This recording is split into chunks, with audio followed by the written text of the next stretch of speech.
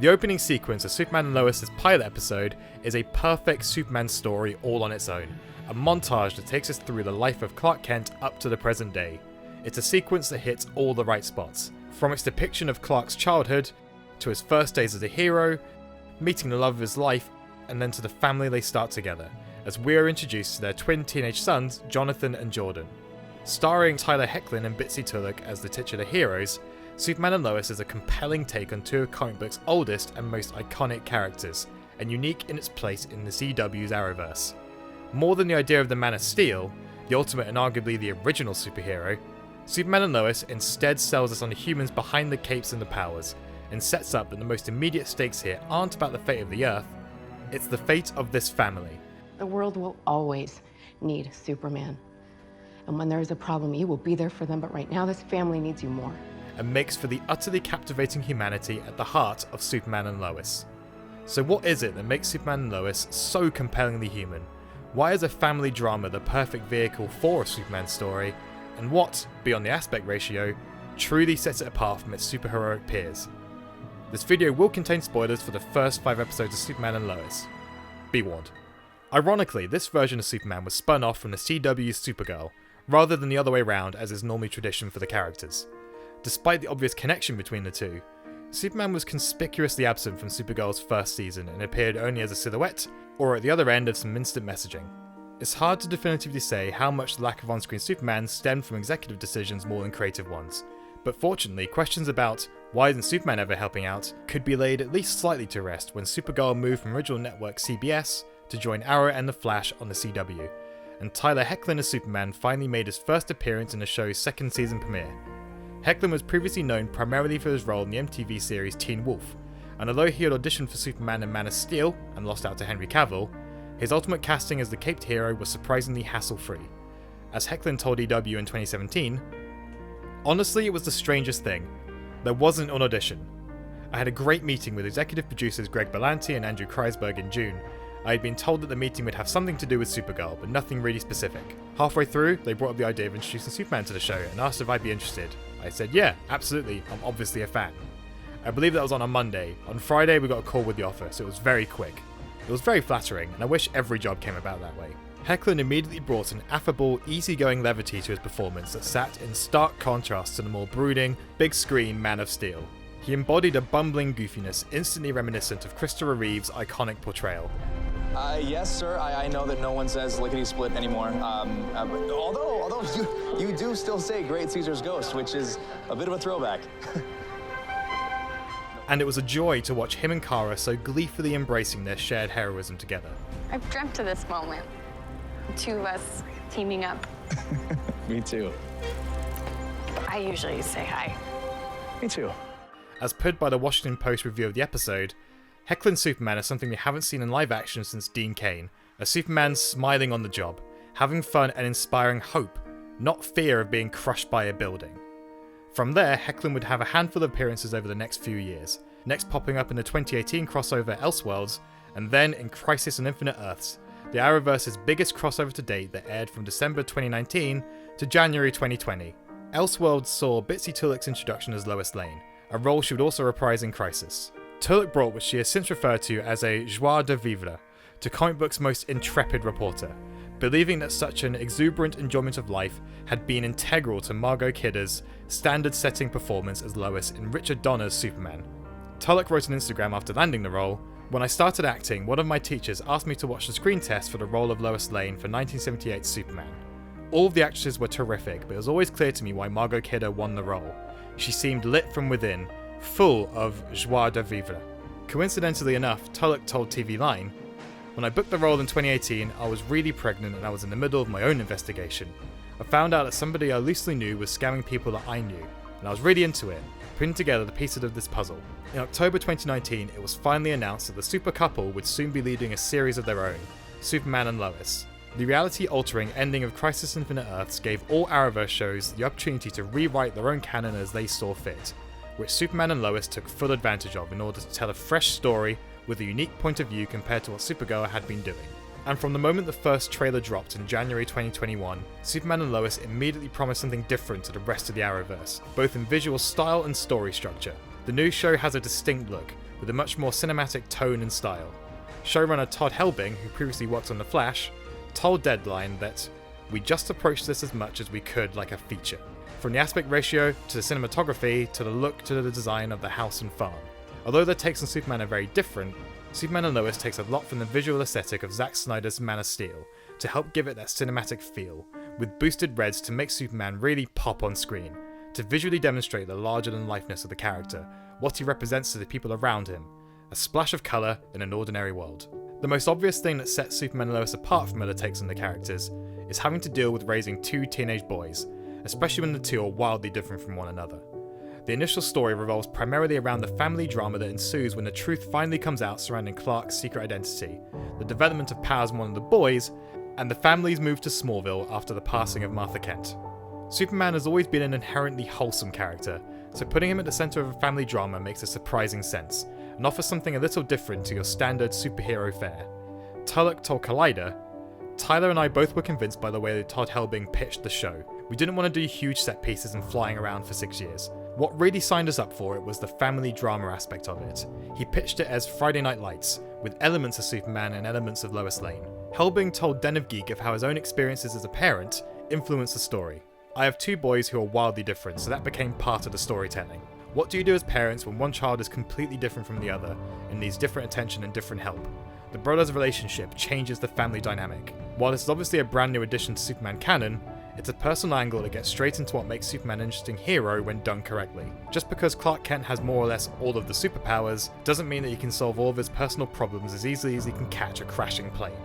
He demonstrates that no one is above these kinds of issues, and that having them doesn't make you lesser or give you a reason to feel like a failure." It feels like it's my fault that this is all falling apart. Your life falling apart doesn't mean you're special, it means you're human. Helbing also added, "Superman is a difficult person to dramatise because he's perfect in a lot of ways. The analogy we always use is Superman is sort of perfect, but Clark can be clumsy as a dad. I think being clumsy as a parent, that's something that we all are. We're all figuring it out. So why would that be any different for the Man of Steel? In a lot of ways, that opened up the floodgates about really telling stories where people can relate to him in a way that they haven't been able to before. So far, it's demonstrated a refreshingly mature take on these dynamics, avoiding more manufactured drama. For example, the naturally prominent relationships between Lois and Clark, and then between twins Jordan and Jonathan. In the adults, we see a healthy partnership built on mutual trust and respect, with each always having the other's back. Even when there's conflict, such as when Clark misses a town meeting important to Lois' investigation because of being out as Superman, it feels unfair to refer to their resulting interaction as a fight. It's an airing of grievances between two partners who understand each other, but without ignoring that Lois feels hurt. And I know it's irrational because I understand that there were lives at stake, but this was so important to me. And with the brothers, it would be so easy to drive a wedge between them after the initial revelation that only one of them might have powers, with the added twist of Jordan, the shy, introverted brother with social anxiety disorder, being the one to inherit Clark's abilities, and becoming, by extension, good at the things that previously made Jonathan feel special. But instead, even when it seems they might turn on each other, the brothers always look out for one another when they need it. Characters in the show converse when they should. They don't hold on to secrets for no reason. As put by Tulloch regarding both relationships, we're not seeing a version of Lois and Clark where she doesn't know what's going on, so it's not like anything's really being hidden from her. The boys love each other and they're very protective of each other even if they fight. It would be very easy to fall into a stereotype of these warring siblings, and we haven't done that. The family dynamic allows the show to immediately get into the push and pull that should come with every Superman story, something that Spider-Man tales has similarly mastered over time. Being Superman isn't as simple as putting on the cape, it has a cost to it that's often deeply personal, and we see several examples in the first few episodes alone, from the initial strife that Revelation causes with Jonathan and Jordan, Clark being pulled away from important moments with his family, or not being there for Lois when duty calls. And even in an emotional flashback to when Clark first left home as a teenager to go find out who he was meant to be. And it's always such a human angle, with the latter example being extremely relevant to everyone who's ever left home, whether it was for university or college or wherever we had to go. Obviously we don't all get to go become Superman, but we know how much it hurts to leave home for the first time, and how much it clearly hurts Martha to watch her son walk away. As Helbing told Deadline, part of what I am hoping audiences respond to in our show is that this couple, even though she's this dynamic journalist and even though he is Superman, are incredibly relatable, and they are dealing with the same issues that normal people deal with. General Sam Lane, Lois's more hardline military father, is the voice of the idea that Clark Kent is holding back Superman, and tries to impose that same level of responsibility onto Jonathan and Jordan as well. Don't waste his time. Try to think about the fact that when your dad gets distracted, lives are at stake. Understood? You cannot tell the boys not to come to me for help. My point was to help them see the life and death stakes of your job. My job is I'm their dad. That's my job. But as much of the show is about the struggle between living both an extraordinary life and an ordinary one, we're shown that the former wouldn't be possible without the latter. As much as being a hero is Clark's calling, he's motivated by the people in his life. We see this explicitly in the pilot when, after being stabbed with kryptonite by the mysterious stranger, it's not the need to win the fight that shakes Superman from his injury, it's hearing Lois's emergency beeper and realizing his family needs him.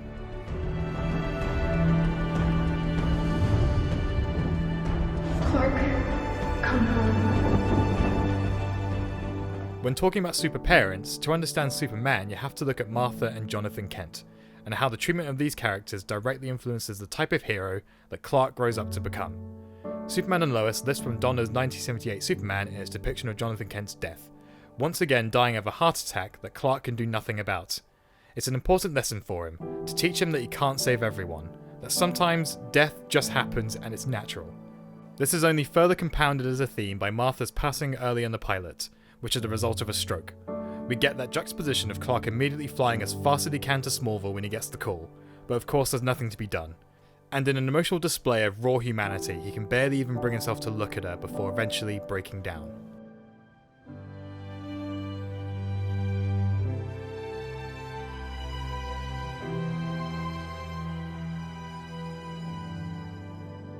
Compare this to the death of Jonathan in Zack Snyder's Man of Steel, where he is killed by a tornado while saving the family dog, and refusing to let Clark save him so as to protect Clark's secret. While the outcome of a dead father figure is the same, the message is entirely different, and it creates an entirely different type of hero. And this isn't even getting into the whole aspect of Jonathan being willing to let children die to protect Clark's secret. What was I supposed to do? Just let him die?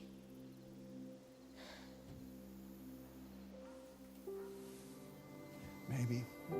A writing decision that also massively changes how the character develops.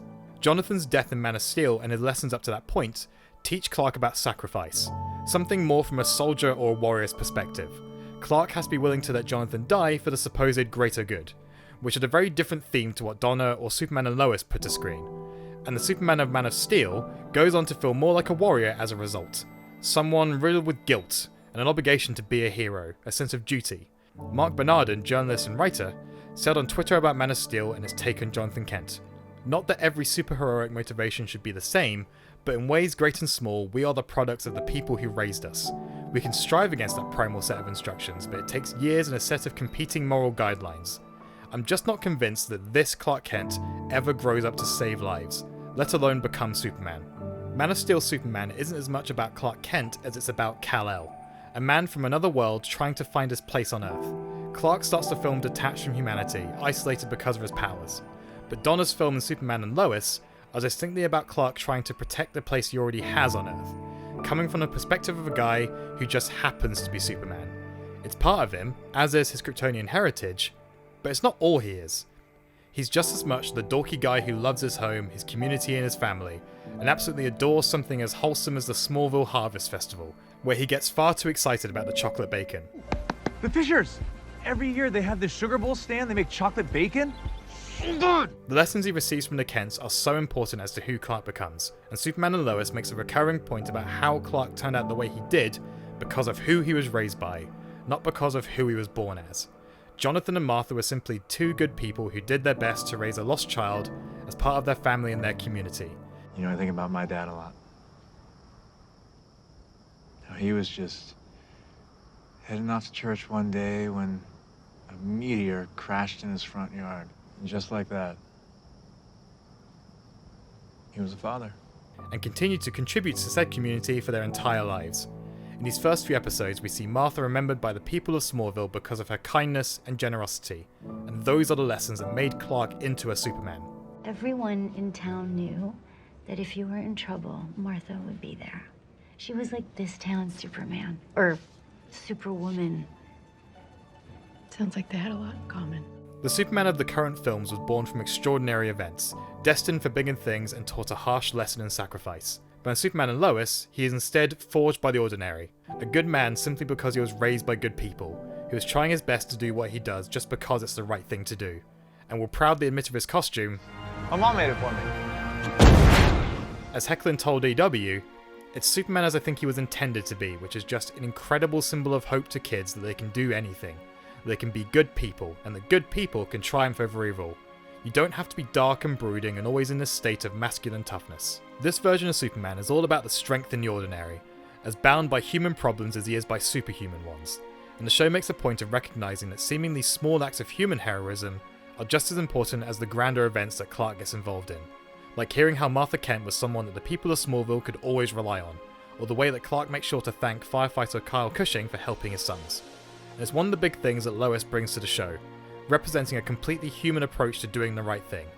Unlike Clark, she doesn't have powers, she has a skill set and a drive, and through that she's able to help people in her own important way. Hoechlin told DCComics.com regarding Lois, "In the ways that he is invincible to so many things, she is not. And yet she still throws herself in front of a moving train sometimes to do the right thing. I think there's something about that which he is so incredibly in awe of, that someone who could easily be hurt in so many ways just continues to risk it to do the right thing." With all his powers, Superman can't do much about the economic depression that is sweeping through small towns across the country, essentially dealing with the death of rural America, and the ever furthering cultural divide that has come as a result, all of which is represented in Smallville. But Lois is a different story. She's the boots on the ground in a different way to Clark, someone whose job relies on her being able to get people to trust and talk to her. By setting up with her own nemesis to go against, media mogul Morgan Edge and his financial interest in Smallville, Lois gets to prove why her role is just as valuable as Superman's and why their partnership is so important. You know what, babe? You do your Superman stuff and I will do my Lois Lane stuff. If Superman as a character stands for truth and justice, Lois in her role as a reporter is just as responsible for uncovering truths and pushing for justice, working within the system instead of from without. Tulloch told Den of Geek, "I can't think of a more important time in recent history to be playing a journalist. After the last few years where I feel like journalists and members of the media have come under a pretty constant onslaught and had their roles diminished, I think it's really important to be doing what she's doing, using her words to fight in behalf of other people and to fight for truth and justice."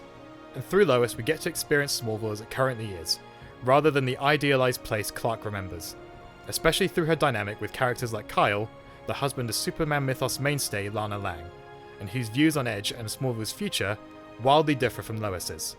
Write something about Morgan Edge? He's not as great as you think he is, Kyle.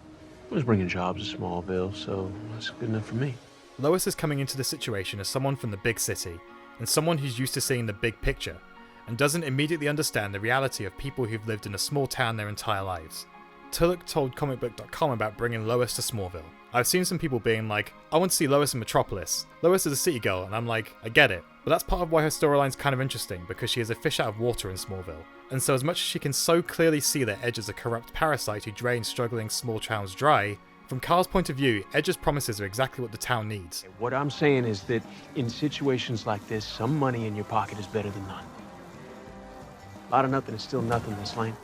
We're not necessarily meant to like Kyle, but the show also takes the time to follow Lois learning why he has the opinions he does. And it's through these characters, through Lana and Kyle and their daughter Sarah, that we get more of the humanity in Smallville, the ordinary and the imperfect, in ways that parallel Lois and Clark's experiences. Clark remembers this perfect little town, but for all the people that have had to stay there, life has been hard. Lana and Kyle's marriage is falling apart, and the damage from their fractured relationship is being felt in their kids, in a similar way that Clark's many absences as Superman have had an effect on his own children without realizing it.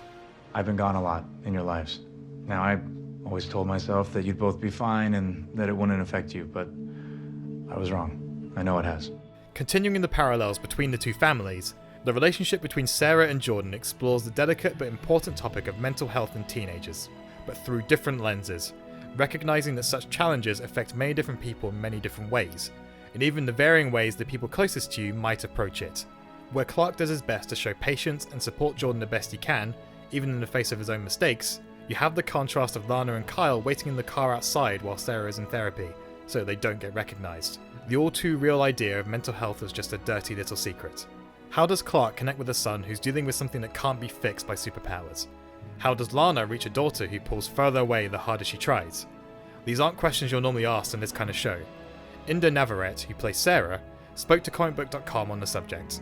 Whenever it comes to truly playing mental health for what it is, and it's different for everybody, but just the severity of what it feels like on the inside, portraying that on the outside, I think it's really important to get that right, and to have it portrayed in many different ways, and the difference between anxiety in girls and anxiety in guys. And as with everything in Superman and Lois, these challenges don't make you lesser, they just make you human. And the story is about the ways in which these people rise up to their own personal challenges, or relate to those of the people they love. Alexander Garfin, the actor behind Jordan, also told comicbook.com, "My main goal through Jordan on the mental health side was to try and destigmatize it, and to not let the character be guided by that. He is his own force of will, he is his own person. His struggle and dealing with that is not the thing that defines him, but it is one of the things that outline him." The idea of perseverance in the face of normal struggles is a through line of the show. As Hell being told Den of Geek, Superman has always been hopeful. Considering everything that we've gone through this year, hope is infused in there, and it should be. But it has to feel real, and it has to come out of hopefulness for real struggles that anybody watching this can relate to. If Superman can struggle and he still remains hopeful, and if Lois can struggle and she remains hopeful, then I think maybe we can too. And that's what sits at the heart of the show, and what made it immediately stand out from its superhero counterparts. Even the types of actual superheroics Clark deals with as Superman are based less in the heightened reality of comic books, where Green Arrow or Batwoman fight costume criminals, or Flash fights metahumans, or Supergirl fights aliens. Superman just saves people. He still has some super foes to deal with, but so far we primarily see him dealing with the more regular, real-world disasters, continuing that comparatively grounded approach. If you've been following my channel before, you'll know this isn't the first time I've done a video on what a Superman story should look like, but Superman and Lois appears to take just about everything I said in that old video and make it into an actual, real television series. It takes the human aspects of Superman, the Clark Kent and Lois Lane side of the story, and makes it the story. It's why the climax of the pilot isn't Superman defeating or overcoming his new nemesis, the mysterious Captain Luthor. It's him making sure to be there in a moment when his sons need him. Not as Superman, but as Dad. And that's when Superman and Lois soars. Thanks for watching. What do you think of the first 5 episodes of Superman and Lois? What are the odds Jonathan also has powers? And which other heroes from the Arrowverse would you love to see appear on the show? Comment down below what you think, and please consider hitting those like and subscribe buttons if you want to keep up to date with what I'm talking about next. Thanks again, and see you later.